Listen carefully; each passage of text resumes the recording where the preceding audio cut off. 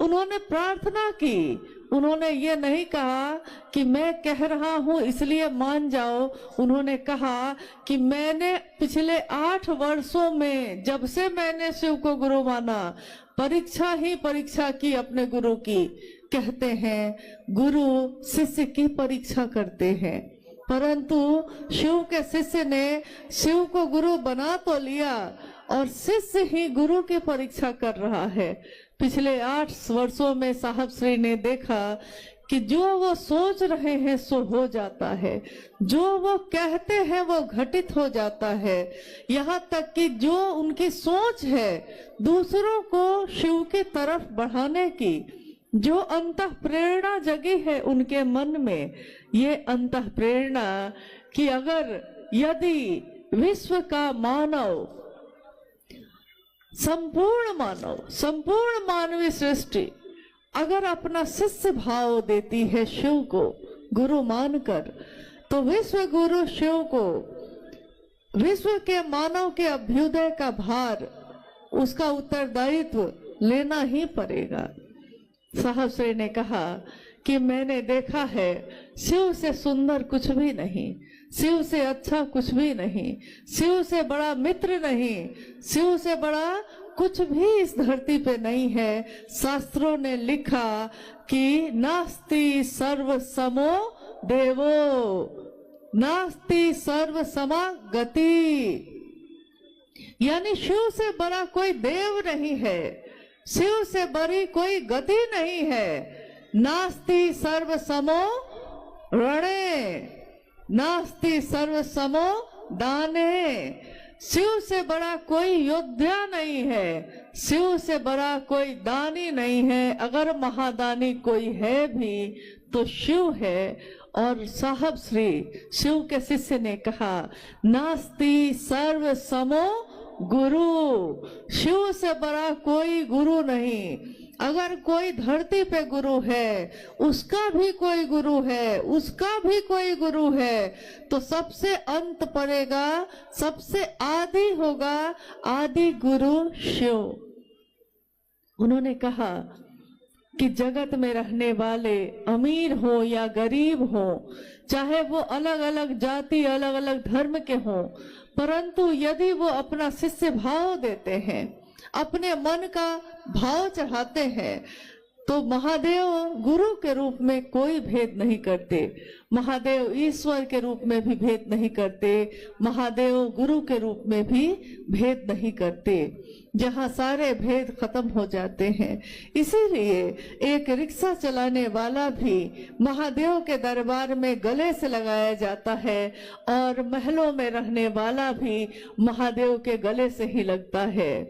ये शिव की शिष्य की दुनिया ऐसी दुनिया है जिसमें सदियों से सताए लोग यहाँ सीने से लगाए जाते हैं। दरबार में सच्चे शिव गुरु के दुख दर्द मिटाए जाते हैं, जहाँ जाके हमारे दुख और दर्द मिट जाते हैं, जहाँ पहुंचकर हमारी पीड़ा तिरोहित हो जाती है, खुद ही खत्म हो जाती है। हम भूल जाते हैं हमारे जिंदगी में क्या दुख है, क्या गम है, जिसको हम भूल जाते हैं जब महादेव का सानिध्य प्राप्त करते हैं। उसी महादेव को अपना गुरु बनाने की बात साहब ने कही। साहब श्री हरिनानंद जी ने जो इस संक्रांति काल में आध्यात्म का बिगुल बजाने वाले हैं और जिन्होंने कहा कि मानव का मानव से प्रेम करना ही धर्म है। धर्म हिंदू मुस्लिम सिख ईसाई नहीं होता, धर्म वो होता है जो एक मानव धारण कर सके और धारण करके जिसके कारण जीवन बढ़ सके। संप्रदाय आपस में बांट सकते हैं, परंतु मानव का धर्म आध्यात्म सारी रंगीनियों को एक कर देता है। आध्यात्म रंगीनियों पर निर्भर नहीं करता, आध्यात्म की रोशनी हर इंसान में एक ही होती है। हमारे रगों में खून एक ही तरह दौड़ता है, हमारी सांसें एक ही तरह से चलती हैं, हमारे दिल की धड़कनें एक ही तरह से धड़कती हैं, हमारा जीवन जो चलता है एक जैसा ही है। अगर आप ना कहिए तो किसी को पता भी ना चले कि कौन किस जाति का है, कौन किस धर्म का है। हम बताते हैं परंतु जब साहब श्री के जीवन में एक क्षण, एक पल ऐसा आया जब आकाशवाणी हुई और आकाशवाणी में उनसे पूछा गया कि तुम जो करते हो दूसरों को करने के लिए नहीं कहते हो। साहब श्री ने कहा कि मैं उस समय डिप्टी कलेक्टर था, मैं कह सकता था कि मैं डिप्टी कलेक्टर हूँ, मैं कह सकता था कि मैं अमुक व्यक्ति हूँ, मैं हरिंद्रानंद हूँ, लेकिन मुझको कुछ भी याद नहीं रहा। मुझको बस इतना ही याद रहा कि मैं शिव का शिष्य हूँ और मैं शिव का शिष्य बनाता हूँ, शिव का शिष्य हूँ और शिव शिष्य बनाता हूँ। इस परिचय के अलावा मुझको कुछ भी याद नहीं रहा कि मैं कौन हूँ, कहाँ से आया हूँ, कहाँ को जाऊंगा। आध्यात्म आत्मा का विज्ञान है, खुद की खोज है, स्वयं की खोज।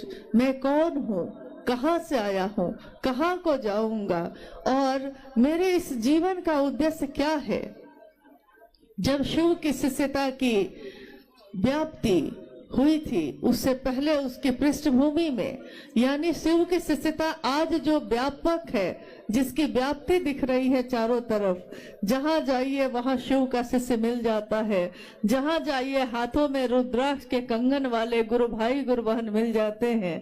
इससे पहले जब यह व्याप्ति हुई भी नहीं थी उस समय साहब श्री ने पृष्ठभूमि में उसकी तैयारी शुरू की थी कि विश्व का मानव शिव भाव से भर सके, यह पूरी धरती शिवमय हो सके।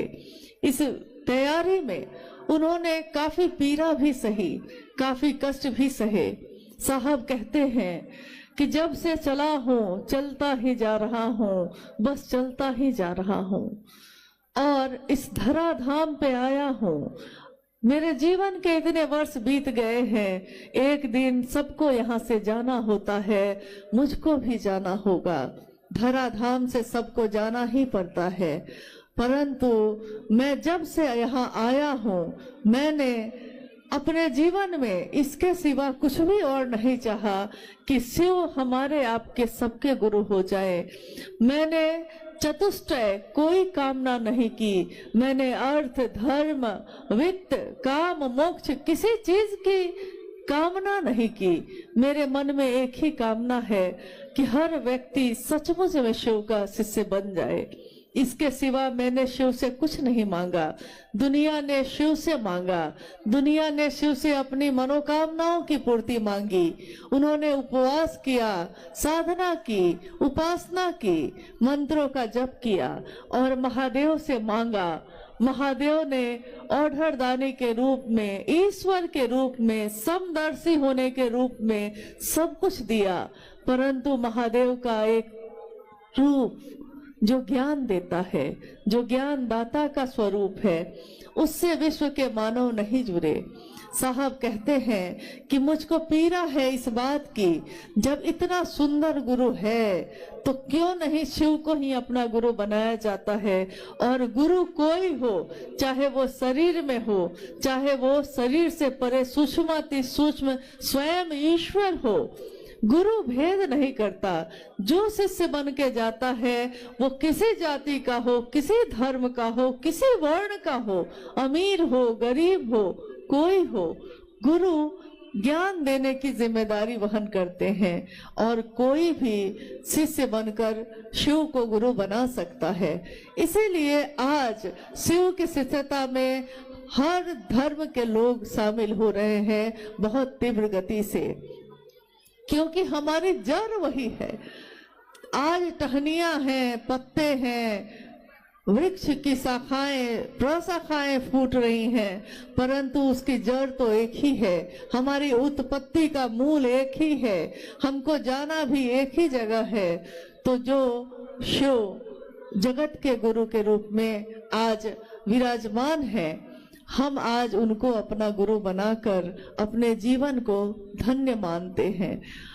कभी हमने सुना था कि राजा भगीरथ ने, जिनके बारे में आपने सुना था या सुना होगा, अपने बड़े बुजुर्गों से सुना होगा, शास्त्रों में पढ़ा होगा, किताबों से जाना होगा, कहानियां सुनी होंगी कि जब माँ गंगा का अवतरण हुआ था यहाँ धरती पे, जब माँ गंगा यहाँ नहीं थी उससे पहले की घटना है कि एक राजा हुए भगीरथ। राजा भगीरथ के पूर्वज सबका संहार हो गया, सब मृत्यु को प्राप्त हुए, परंतु किसी का उद्धार नहीं हो रहा था। जब उद्धार नहीं हुआ तो लोगों ने सुझाव दिया राजा भगीरथ को कि अगर आकाश गंगा से गंगा नदी धरती पे उतर जाए और उसकी पावन जलधारा में आपके पूर्वजों की अस्थियां अगर भींग जाए, उसमें प्रवाहित हो जाए तो सबको उद्धार हो जाएगा। लेकिन ये काम बड़ा कठिन है। मात्र माँ गंगा को जमीन पे उतारने की बात हो रही थी, लेकिन बात बड़ी कठिन है, बहुत मुश्किल है, इतना आसान नहीं है। तो राजा भगीरथ ने तपस्या शुरू की माँ गंगा की। कितने वर्षों के कठोर तपस्या के बाद गंगा प्रकट होती हैं। राजा भगीरथ गंगा से कहते हैं कि माँ आप धरती पे उतर आइए, मेरे पूर्वजों का उद्धार होगा। माँ गंगा कहती हैं, क्योंकि उस समय उनके जल में, उनके जल की धारा में बड़ा प्रवाह है, बहुत तेज है, बहुत तीव्र है वो। तो उन्होंने कहा कि भगीरथ मैं उतर तो आऊं धरती पे, परंतु धरती में इतनी ताकत नहीं है कि वो मेरे इतने तीव्र, इतनी तेज गति को बर्दाश्त कर सके। अगर मैं इस गति से उतरी धरती पे तो पूरी धरती डूब जाएगी, कुछ भी बचेगा नहीं। इसलिए मैं उतरना तो चाहती हूँ, उतर नहीं सकती, मेरी गति बहुत तीव्र है, इसको पृथ्वी धारित नहीं कर सकेगी। अब भगीरथ बड़े निराश हुए। तो सबने उनसे कहा कि भाई जब हारे को, जब सब जगह से हार जाता है कोई, तो वो शिव की शरण में जाता है। अब महागुरु महादेव ही, वो शिव ही आपके इस पीड़ा का समाधान कर सकते हैं, आप उनकी तपस्या करिए। कहानी है कि राजा भगीरथ ने शिव की तपस्या शुरू की। घनघोर तपस्या करते करते एक दिन शिव प्रकट होते हैं, पूछते हैं भगीरथ क्या चाहिए। भगीरथ कहते हैं कि मुझको माँ गंगा को उतारना है जमीन पे, मगर वो कहती है कि मेरी गति इतनी तेज है कि धरती बर्दाश्त नहीं कर सकेगी महादेव, अब मैं क्या करूं। महादेव ने कहा बस इतनी सी बात है, ये कौन सी बड़ी बात मांगी तुमने। और कहानी है, घटना है कि शिव ने अपनी जटाओं को खोला है और माँ गंगा को कहा है कि उतरो, अपनी तीव्र गति के साथ उतरो, तुम में जितना तेज है, जितनी गति है, उस गति के साथ उतरो। गंगा तीव्र गति से उतरती है, तेज से, अहंकार से भरी हुई कि मुझसे बड़ी गति, मुझसे बड़ा तेज किसी में नहीं है, उतरती चली जाती हैं, शिव की जटाओं में समाती चली जाती हैं और शिव अपनी जटाओं को बांध लेते हैं। गंगा उस जटा में अंदर ही समाहित रह जाती हैं। अब भगीरथ फिर परेशान हुए। भगीरथ ने कहा कि शिव भगवान आपने तो माँ गंगा को उतारा परंतु अपनी जटाओं में बांध लिया, फिर मेरा क्या फायदा हुआ, मेरे पूर्वजों का उद्धार तो नहीं हुआ। तो कहते हैं, कहानी है ये, कहते हैं कि शिव ने अपनी जटा का थोड़ा सा हिस्सा, बस थोड़ा सा हिस्सा खोला है और गंगा जो इतनी तेज से उतरी थी धरती की तरफ, धीरे धीरे धीरे धीरे पतली सी गंगोत्री में उनकी धारा है, पतली सी धारा धीरे धीरे धीरे धीरे धरती पे उतरी है और आगे जाकर बहुत चौड़ी होती चली गई है, लेकिन वो प्रवाह शांत हो गया है। तो आज भी लोग भगीरथ का नाम लेते हैं, आज भी लोग कहते हैं कि हे भगीरथ राजा ऐसे थे जिन्होंने गंगा को उतारा शिव की जटाओं में, शिव की जटाओं से गंगा धरती पे उतरी। आप गौर कीजिए, साहब हरिंद्रानंद जी ने क्या किया। साहब हरिंद्रानंद जी ने अपने मन को साधा। उन्होंने शरीर से कोई तपस्या न की, लेकिन उन्होंने अपने मन को तपा दिया इस बात के लिए कि शिव, साक्षात शिव धरती पे उतर जाए। एक गंगा को उतारने में तो भगीरथ की हालत खराब हो गई, और यहाँ स्वयं शिव को ही जमीन पे उतारने की बात उन्होंने की। स्वयं शिव जब जमीन पे उतरते हैं तो जगत का एक एक व्यक्ति शिव बन के चलता है। वो बोलता है तो लगता है शिव बोल रहे हैं, उसको देख के लगता है कि शिव को देखा जा रहा है। शिव अपनी शक्तियों से जाने जाते हैं, शक्तियां ही शक्तियां हैं शिव की, परंतु संयमित हैं। किसी का तेज नहीं, किसी की गति तीव्र नहीं, सारे लोग शांत हैं, अनुशासित हैं और संयमित हैं। स्वागत करते हैं हम उस युग पुरुष का, स्वागत करते हैं हम अपने साहब हरिंद्रानंद जी का। स्वागत है हे युग पुरुष तुम्हारा, तुमने जमीन पे शिव गुरु को उतारा, तुमने उस शिव को सबके लिए उतारा। एक भगीरथ ने अपने पूर्वजों के उद्धार के लिए उतारा था, साहब हरिंद्रानंद जी ने पूरे विश्व के लिए उतारा। उन्होंने कोई भेद नहीं किया। जिस तरह शिव भेद नहीं करते, शिव के लोग भी भेद नहीं करते। उन्होंने सबके लिए शिव को उतारा है। इसीलिए आज हर व्यक्ति ये कहता है कि शिव मेरे गुरु हैं। शिव होंगे सबके, परंतु मेरे भी हैं। साहब ने कहा कि मैं जो इस धरती पे आया हूं, मैं जो शिव का शिष्य हूं, इस धरती के रहने वालों को अच्छे बुरे की समझ देके जाऊंगा, दूसरों को परखने की नजर देके जाऊंगा। अच्छे बुरे, अच्छा क्या है, बुरा क्या है, क्या मेरे जीवन के लिए सुंदर है, क्या मेरे जीवन के लिए अच्छा नहीं है। उन्होंने कहा अच्छे बुरे की समझ देके जाऊंगा, दूसरों को परखने की नजर देके जाऊंगा। यारों मैं इस जमाने का संग तराश हूँ, जमाने का, एक पत्थर का नहीं। एक पत्थर को मूर्तिकार तराश कर मूर्ति बना देता है, बेकार पड़े पत्थर को भी मूर्ति बनने पे मूर्ति वंदनीय होती है, मूर्ति पूजी जाती है। परंतु साहब हरिंद्रानंद जी शिव के शिष्य ने तमाम विश्व को, जमाने को, पूरी दुनिया को कहा कि मैं इस जमाने का संग तराश हूँ, पूरे जमाने को ही मूर्ति का रूप देने वाला मैं शिव का शिष्य। पत्थरों को भी बोलने का हुनर देके जाऊंगा। पत्थर को भी जिसने बोलना सिखा दिया। हम लोगों के जीवन में जो हमारा जीवन शून्य था, कोई जीवंतता नहीं, कहीं कोई हलचल नहीं, हम जी तो रहे थे, बस अपने जीवन को काट रहे थे।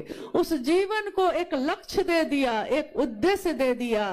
लक्ष्य विहीन जीवन एक जानवर जीता है, परंतु इंसान, उसको अगर एक लक्ष्य मिल जाए तो इंसान में इतनी ताकत होती है कि अगर उस इंसान को आध्यात्मिक ऊर्जा मिल जाए तो आध्यात्मिक ऊर्जा के संचरण से वो चंद्रमा पे भी पहुंचता है, वो मंगल पे भी पहुंचता है, वो अंतरिक्ष में भी विचरण करता है, वो आकाश में उड़ना सीख जाता है, वो पाताल में जाना सीख लेता है, वो समंदर में सुरंग बनाना सीख लेता है। अगर आध्यात्मिक ऊर्जा हो तो वो धरती के सारे लोगों को एक सूत्र में बांधता है, जिस तरह साहब श्री ने, माँ नीलमानंद जी ने अपनी ममता के सूत्र में हमको आपको बांध दिया। अलग अलग पत्थर हैं हम, अलग अलग मोती हैं हम, सबके अलग विचार हैं, सबकी अलग सूरत है, सबकी अलग सीरत है, परंतु अलग अलग सूरत और सीरत के लोगों को उन्होंने धागा एक ही है, एक धागे में पिरो दिया। शिव शिष्यता का धागा, जिस धागे को बनाने वाले हैं साहब श्री हरिनानंद जी, उन्होंने अपनी उस ऊर्जा से जो शिव ने उनको दी थी, उस ऊर्जा का सदुपयोग करके विश्व के मानव को एक धागे में पिरो दिया है। हम मोती हैं अलग अलग, परंतु हमारे धागे एक ही है, एक ही धागे में पिरोए हुए हैं हम। उसी तरह जिस तरह रोशनी होती है आकाश में जब, तो हम देखते हैं कि तारे हैं, सबकी चमक है एक जैसी, तारे अलग अलग हैं परंतु चमक सबकी एक ही है। उसी तरह मोती भी हम अलग अलग हैं लेकिन धागा हमारा एक ही है, शिव शिष्यता का। और शिव की शिष्यता मेरे मन प्राण में स्वस्फूर्त जागरण हो जाए, उसका जाग जाए मेरे मन में, इसके लिए उन्होंने दिया पहला सूत्र, जिसमें हम कहते हैं, हे शिव आप मेरे गुरु हैं, मैं आपका शिष्य हूँ, मुझ शिष्य पर दया कर दीजिए। अभी हाल में मैंने एक जगह सुना, सीतामढ़ी और मुजफ्फरपुर के बॉर्डर पे कुछ जगहों पे एक इक्का दुक्का लोग हैं जो लोगों को समझा रहे हैं कि साहब ने जो पहला सूत्र दिया है उसमें हमको बोलना है, हे शिव आप मेरे गुरु हैं, मैं आपका शिष्य हूँ, सब शिष्यों पे दया कर दीजिए। तो मुझको याद आया, जब किसी ने ये कहा तो मुझको याद है कि साहब श्री ने अक्सर ये बात कही कि तीनों सूत्रों के निरूपण में जो मेरी अनुभूति है, मैंने तीनों सूत्रों के माध्यम से दिया है, तीन सूत्र में या शिष्यानुभूति जो मैंने लिख दी है, आओ चले शिव की ओर जो मैंने लिख दी है, साहब श्री ने कहा उसमें एक बिंदु, एक कॉमा का परिवर्तन करना भी विनाशकारी साबित हो सकता है, क्योंकि अर्थ बदल जाएंगे। अगर वाक्य बदला तो उसके अर्थ बदल जाएंगे, और साहब ने जो वाक्य दिया है उसके सिवा उसका अर्थ दूसरा कुछ करना हमारे लिए हितकारी नहीं है, ये उचित नहीं है। इसलिए पहला सूत्र उन्होंने दिया, हे शिव आप मेरे गुरु हैं, मैं आपका शिष्य हूँ, मुझ शिष्य पर दया कर दीजिए। मुझ शिष्य यानी मेरे अपने बात हो रही है, मुझ में शिव का प्रकटीकरण हो जाए, स्वस्फूर्त जागरण हो जाए। इस जागरण के लिए शिव की शिष्यता में पहला सूत्र है। दूसरा सूत्र भी हम जब करते हैं, महादेव की चर्चा, महादेव की चर्चा की धूम है, महादेव की चर्चा में चर्चा महादेव के लिए की जाती है, चर्चा सुनी भी जाती है महादेव के लिए, कही भी जाती है महादेव के लिए।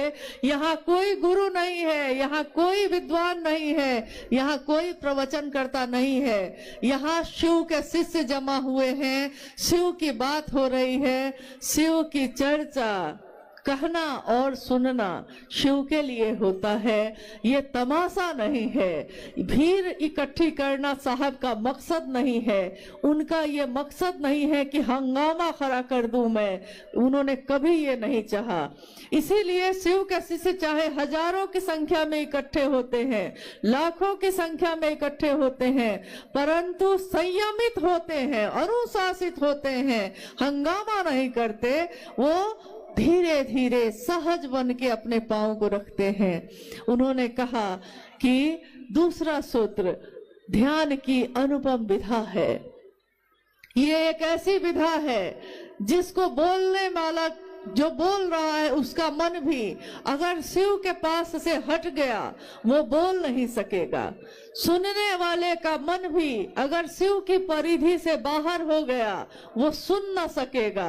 तो बोलने वाले का मन भी, सुनने वाले का मन भी शिव की परिधि में रहना बहुत जरूरी है, अनिवार्य है। इसीलिए महादेव से दया मांगकर ही महादेव की चर्चा करिएगा, ताकि मेरा मन हमेशा शिष्य बनकर उनकी महिमा का गान गाता रहे, मेरे गुरु शिव सबके हो जाए, इसका काम हमारे आपके इस शरीर से होता रहे, इसी की कामना है।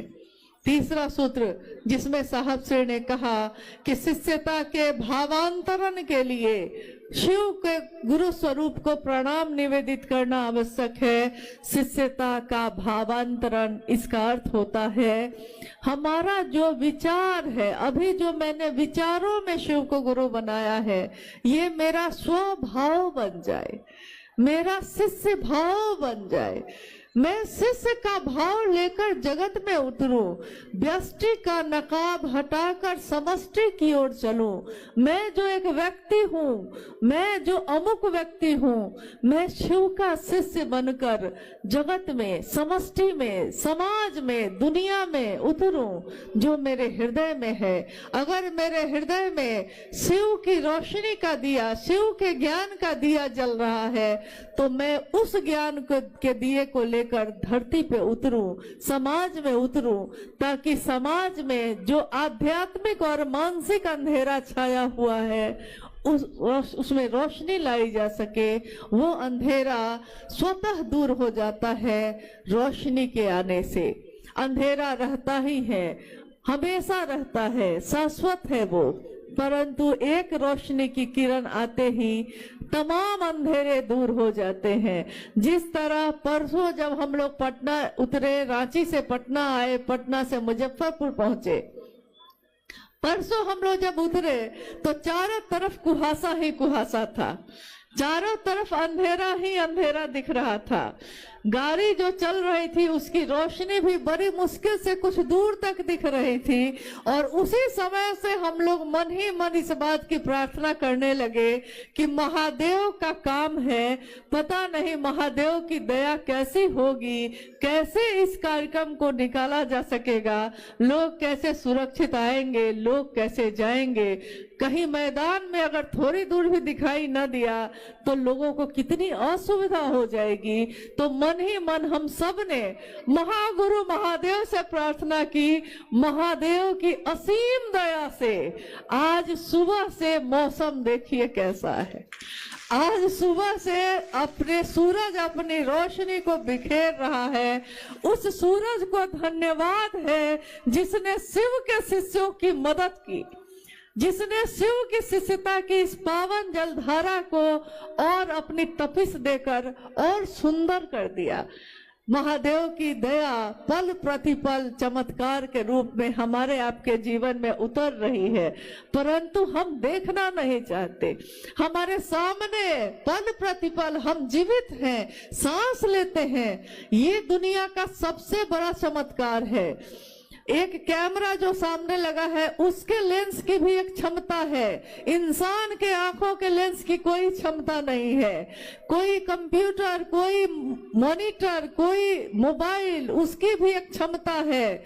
इंसान के इस दिमाग की अनंत क्षमता है, क्षमता उसकी सीमित नहीं है। एक धड़कन की क्षमता असीमित है, अनंत है। यानी महादेव ने जो बनाया है, महादेव से बड़ा वैज्ञानिक भी कोई नहीं, महादेव से बड़ा बुद्ध भी कोई नहीं, महादेव से बड़ा वैद्यनाथ भी कोई नहीं। और वो महादेव मेरे आपके गुरु हुए हैं। महादेव के इस गुरु स्वरूप की व्याप्ति हम दुनिया में कर सकें, इसकी कामना करिए। साहब और दीदी का आशीर्वाद सभी शिव शिष्यों के साथ है। कौन कहता है साहब हरिंद्रानंद जी नहीं है? वो हम सभी शिव शिष्यों की धड़कनों में है, हमारी आवाज में है, हमारी सोच में है, हमारे विचार में है, हमारे इस शिष्य भाव की कृतज्ञता में है। वो शिव हमारे दिल में बैठे हैं और हमारे साहब और दीदी दोनों शिव के साथ ही हमारे हृदय में विराजमान है, सदैव रहेंगे। आने वाली पीढ़ी भी उनको कभी भूल न सकेगी। आने वाली पीढ़ी, हमारा शरीर का लय होगा, आपके शरीर का लय होगा, परंतु शिव शिष्यता का लय कभी नहीं होगा। हमारी गणना है 1 साल, 2 साल, 5 साल, 1000 साल मनवंतरों तक शिव की कोई गणना नहीं है, शिव का कोई साल नहीं, शिव का कोई वर्ष, शिव के दिन, शिव की दोपहर, शिव की शाम नहीं। शिव की शिष्यता अनवरत मनवंतरों तक, जब तक शिव है ये शिष्यता भी चलती रहेगी, पल्लवित पुष्पित होती रहेगी और विश्व में समानता, सहृदयता और शांति के सुमन को खिलाती रहेगी। ये साहब और दीदी का आशीर्वाद है विश्व के मानव को, और ये आशीर्वाद फलीभूत होता ही रहेगा। आइए आज इस शिव गुरु महोत्सव में मैं देख रही हूं कि गुरु भाई गुरु बहन थोड़ा कष्ट में है, क्योंकि अनुमान से ज्यादा गुरु भाई गुरु बहनों की उपस्थिति है। मैं आपसे निवेदन करती हूं कि आप जहां हैं वहां स्थिर से थोड़ी देर और रहिए। थोड़ी देर अभी कार्यक्रम चलेगा और जल्दी ही हम लोग समापन करेंगे, ताकि शिव के शिष्य सही समय पे अपने गंतव्य, अपने घर को वापस पहुंच सके, सुरक्षित पहुंचे। कभी भी साहब ने ये नहीं चाहा कि शिव के शिष्यों को कष्ट हो, हमेशा उन्होंने आपका हमारा सुरक्षित जीवन मांगा। इसलिए सभी के जीवन को सुरक्षित रखना भी हमारा कर्तव्य है। आइए हम लोग कुछ जिज्ञासाओं पे बात कर लेते हैं, अगर जिज्ञासा आई है। दीदी से निवेदन है। अच्छा। एक जिज्ञासा आई है, स्वर्णा कुमारी, शिष्ट भाव प्रगाढ़ होकर व्यक्ति के स्वभाव हो जाए, ये स्थिति सामान्य नहीं है। ये शिष्य अनुभूति में साहब ने लिखा है, ये सामान्य नहीं है, ऐसा उन्होंने लिखा। हाँ, शिव शिष्यता का भाव प्रगाढ़ होकर, प्रगाढ़ का अर्थ होता है गहरा, मजबूत, प्रगाढ़ होकर, गहरा होकर, मजबूत होकर मेरा स्वभाव बन जाए। यानी ऐसा नहीं देखा देखी नहीं, मैं नहीं कहता देखा देखी सुनी सुनाई, मैं कहता आंखन देखी। यानी मैं खुद में महसूस कर लूं, मेरा स्वभाव बन जाए शिष्य का भाव।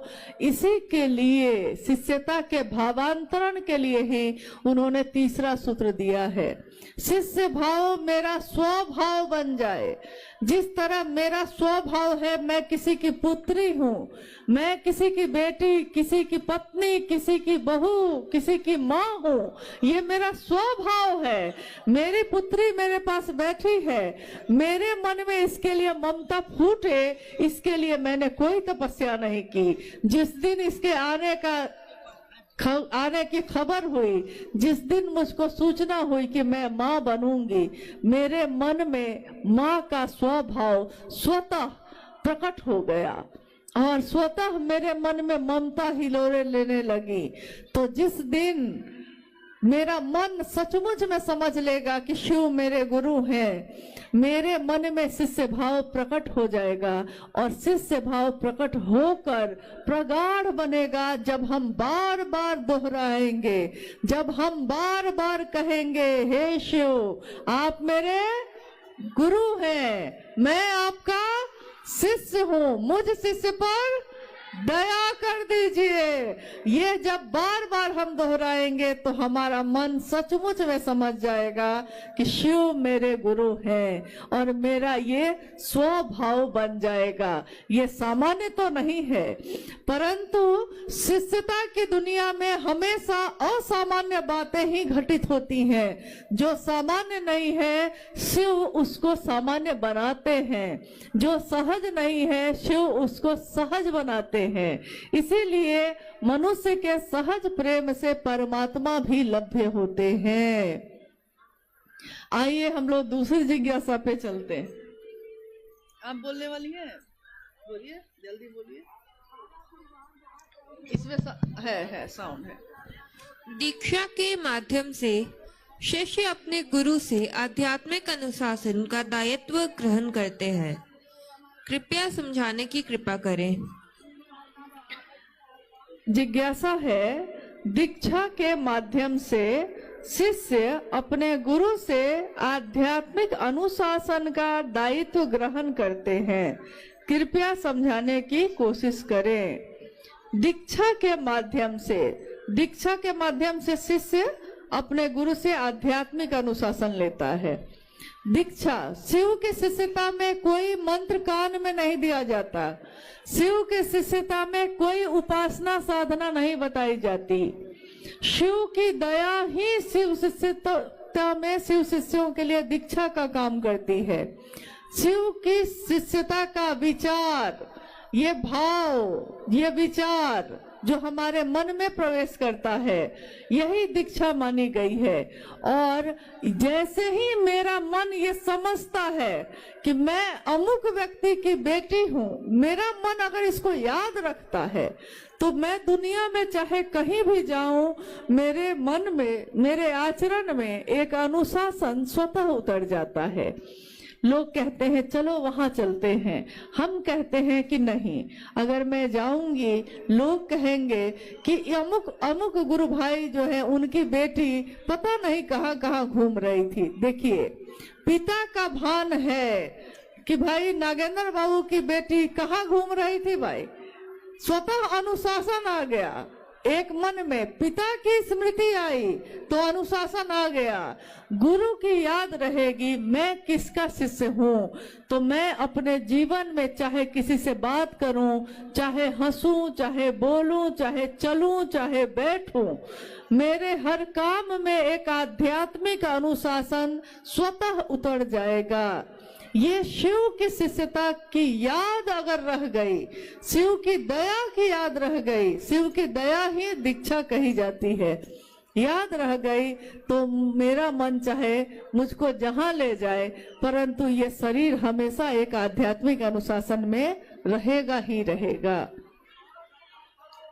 महारानी सीता की धरती पर आपका हार्दिक स्वागत है। महारानी सीता, जानना चाहता हूँ आध्यात्मिक जागरण एवं धार्मिक जागरण में क्या अंतर है? इसके साउंड का अच्छा लाइए तो बेटा एक बार दोहरा देते हैं, कोई बात नहीं।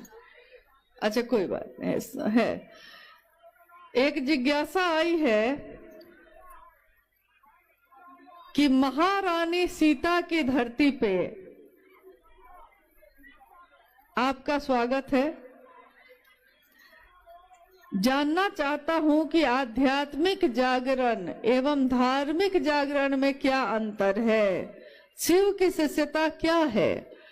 शिव की शिष्यता एक जागरण है व्यक्ति के आध्यात्मिक और मानसिक दोनों तल का। आध्यात्मिक तल का अर्थ होता है कि ईश्वर से, जीव से शिव हो जाने का रास्ता। आध्यात्मिक तल यानी आध्यात्म मैं कौन हूँ, कहाँ से आया हूँ, इसको जानने की उत्कट अभिलाषा पैदा होती है। और मानसिक जागरण, धार्मिक जागरण, इसमें जिज्ञासा है धार्मिक जागरण। तो धार्मिक जागरण का अर्थ अगर आपने मजहब से लगाया है, अगर आपने संप्रदाय से लगाया है, तब तो अलग अलग तरीके का हो सकता है। हिंदू, मुस्लिम, सिख, ईसाई सबके अपने अपने तरीके हैं जागरण के। परंतु अगर आपने धर्म, जो सचमुच मूल में जो धर्म धारण करने योग्य धर्म का मतलब है, तो ये मानव का मानव से प्रेम होना ही है। ये शिव के शिष्यों का पूरी धरती के प्रत्येक व्यक्ति से प्रेम होना, शिव की शिष्यता में उसको शिव की ओर बढ़ाना, यही है और कुछ भी नहीं है। पढ़ देते हैं क्योंकि फिर आवाज कम। एक जिज्ञासा आई है, माला पर गिनती में प्रणाम करना, टुकड़े टुकड़े में प्रणाम करना एवं अजपा जप के माध्यम से प्रणाम करना, तीनों में क्या अंतर है। माला पे जप करना यानी मंत्रानुक्रम से होगा, सांस का उससे कुछ लेना देना नहीं होगा, मंत्रानुक्रम से होगा। टुकड़े टुकड़े में करना यानी जितना मेरा मन जितनी देर महादेव पे टिके उतनी देर आप उसको प्रणाम कर लीजिए। और अजपा जप यानी सांसों के माध्यम से आप अहर्निश शिव के को प्रणाम कर सकते हैं।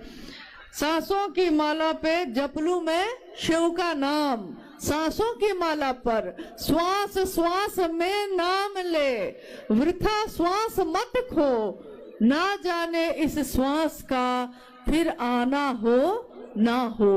हर सांस में उस शिव का नाम ले सके, शिव का प्राण मंत्र जो नमः शिवाय है उसका उच्चारण कर सके, उसको अनुभूत कर सके, इसकी कोशिश करनी है। जिज्ञासाएं बहुत सारी आई है और मुझको लगता है कि शिव शिष्य होने की घोषणा भी आई होगी। शिव शिष्य बनने की घोषणा के लिए भी बहुत सारे नाम आए हैं। जिज्ञासा बहुत सारी है, बनो तो शिव, रहो तो शिव और जियो तो शिव। साहब श्री का कथन है, माँ दीदी नीलम आनंद जी की ममता ये पुकार के कहती है, और साहब का ये कथन ये कहता है कि बनना ही चाहते हैं, कोई डॉक्टर बनता है, कोई इंजीनियर बनता है, कोई मास्टर बनता है। अरे बनना ही है तो सबसे सुंदर पक्ष जो है वो पक्ष है जीव का शिव हो जाना। तो सबसे सुंदर पक्ष को लेकर बनिए। कोई पूछे कि कौन है आप, तो आप क्या कहिएगा?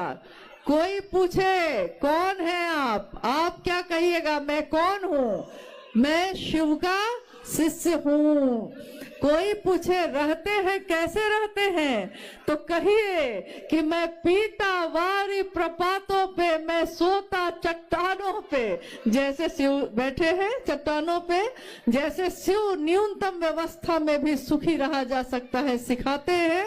जो तीनों लोगों का वैभव देने वाले शिव है वो सिखाते हैं कि न्यूनतम व्यवस्था में भी सुखी रहा जा सकता है। जियो तो शिव, जियो यानी जीवन को जीने की कोशिश करिए। मौत तो आनी ही है, एक दिन आके रहेगी। मौत महबूबा है, अपनी एक दिन गले से लगाएगी, परंतु जीने की कोशिश करिए। चाहे थोड़ी भी सुविधा हो, जीना आपका जीवन सबसे बेशकीमती है। जीवन को जीने के लिए उस महागुरु महादेव से दया मांगिए, प्रार्थना करिए। बहुत सारे नामों की घोषणा यहाँ आई है और इतने नाम को बोलना संभव नहीं है। आज के इस शिव गुरु महोत्सव में, जिसमें सभी शिव के शिष्य शामिल हुए हैं, इसमें आने वाले सभी लोगों से मैं निवेदन करूंगी कि जब वो यहाँ से लौटें तो बहुत धीरे धीरे आराम से, किसी को धक्का मत दीजिएगा, बिल्कुल आराम से, धीमे धीमे कदमों से, धीरे धीरे पहले पीछे के लोग, फिर धीरे धीरे इधर के लोग जाएंगे, तब तक वो बैठे रहेंगे। और घोषणा है, जितने भी नाम इस गुरु के मंच पे आए हैं उन सभी नामों की घोषणा हम लोग करते हैं कि आज और अभी से इन सभी भाई और बहनों ने महेश्वर शिव को अपना गुरु बनाया है। इनके नाम की घोषणा शिव के अंतरिक्ष साम्राज्य में प्रेषित की जाती है। कृपया दर्ज हो। जागो जागो महादेव। बहुत धीमे धीमे आप सब यहाँ से प्रस्थान करेंगे। आप सभी के चरणों में मेरा प्रणाम है। साहब ने कहा नथिंग बट डिसेप्शन, कुछ नहीं बस धोखा है ये। उसके बाद जब साहब को शिव की शिष्यता मिली आकाशवाणी से और माध्यमों से, इनको 3 सूत्र मिला। साहब ने कहा कि बस यही 3 सूत्र मूल है, इसी 3 काम को करिए हम और आप, और किसी आडंबर की जरूरत नहीं है शिव शिष्यों को। कोई दीक्षा नहीं लेनी है, न किसी को दीक्षा देनी है, न शिव शिष्य बनने के लिए पैसे देने हैं, न किसी को बनाने के लिए पैसे देने हैं, न किसी से कुछ लेना है, न किसी को कुछ देना है। साहब ने कहा ये 3 काम करो, तीनों निःशुल्क है। दया की याचना करनी है,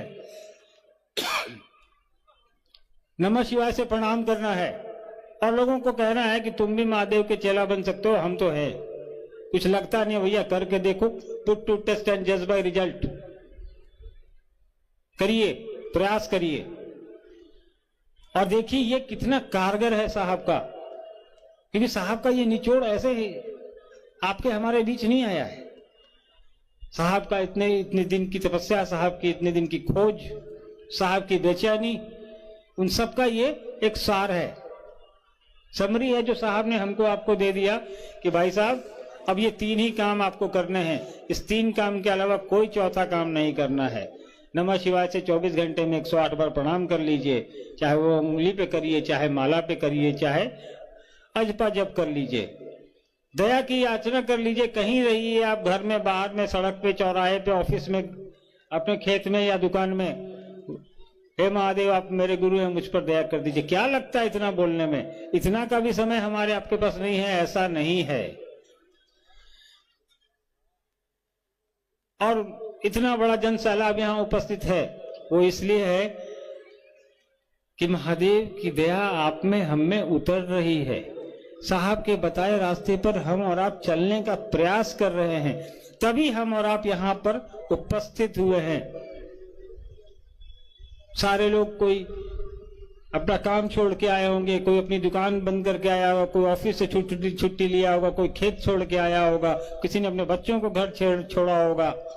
क्यों आए हैं इतनी दूर आप इस ठंड में? कुछ ना कुछ तो है।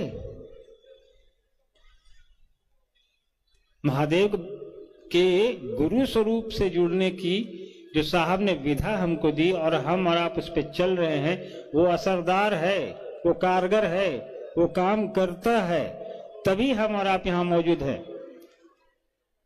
और नहीं काम कर रहा होता तो आज करोड़ों लोग भारत और भारत से बाहर शिव की शिष्टता ग्रहण किए हुए और साहब दीदी के बताए रास्ते पर ईमानदारी से चल रहे हैं। बिल्कुल हम और आप साहब दीदी के बताए रास्ते पर निरंतर चलते रहें, ये हमारी आपकी समझ जो साहब दीदी के 3 सूत्रों पर आधारित है, उस पर स्थायी रूप से टिकी रहे। हम लोग इसकी याचना करें, महादेव से ये दया मांगे कि साहब ने जो कहा है आपके निमित्त वो हमसे करवा लीजिए। बाकी काम के लिए तो कहते हैं हम और आप महादेव को, वो जगत गुरु है, वो हर काम आपसे हमसे करवा लेगा।